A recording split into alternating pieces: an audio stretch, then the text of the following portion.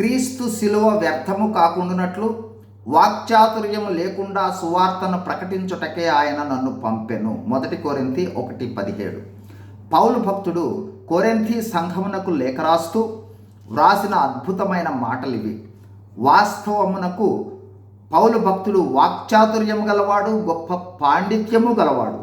అయినను క్రీస్తు కొరకు తన వాక్చాతుర్యాన్ని ఉపయోగించుట లేదని అంటూ అద్భుతమైన మర్మములను క్రైస్తవులమైన మనకు సువార్త ప్రకటన కోసం తెలుపుతున్నాడు.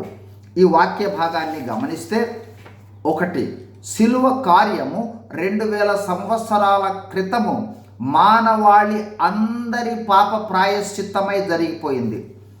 శిలువ కార్యమునకు అందరూ అర్హులే. అయితే ఆ జరిగిన శిలువ కార్యము వ్యర్థము కాకుండా ఉండాలంటే ఆ విషయము తెలియని వారికి మనము తెలియజెప్పుటే సువార్త. మనము సువార్తను ప్రకటించక ఉన్నామంటే యేసు ప్రభువు చేసిన శిలువ కార్యమును వ్యర్థం చేస్తున్నామని గ్రహించాలి, వ్యర్థమగుటకు కారణమవుతున్నామని గ్రహించాలి. కావున రక్షింపబడిన వారందరూ సువార్తను ప్రకటించాలి. ప్రకటించడం మన విధి. ప్రకటిస్తే బహుమానం ఉంటుంది, ప్రకటించకపోతే లెక్క అప్పగించవలసి ఉంటుంది. 2, సువార్త ప్రకటనకు మన వాక్చాతుర్యము, పాండిత్యములు ఏమీ అవసరం లేదు. కేవలము వచ్చి రాని మాటలతో యేసు ప్రభువును ప్రకటిస్తే సువార్త, వచ్చి రాని మాటలతో సాక్ష్యము పంచుకుంటే సువార్త.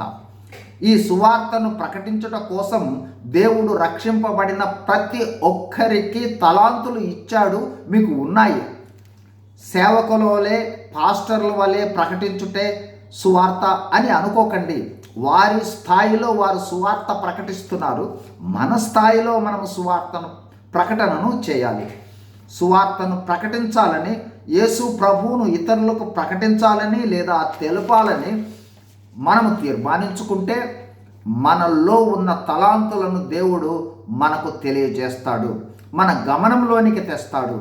క్రైస్తవులమైన మనము ఏ స్థితిలోనైనా, ఏ పరిస్థితిలోనైనా, ఎంత దుస్థితిలోనైనా చివరికి మరణశయ్యపై ఉండి సహితము చేయగలిగినది సువార్త అని గ్రహిద్దాం.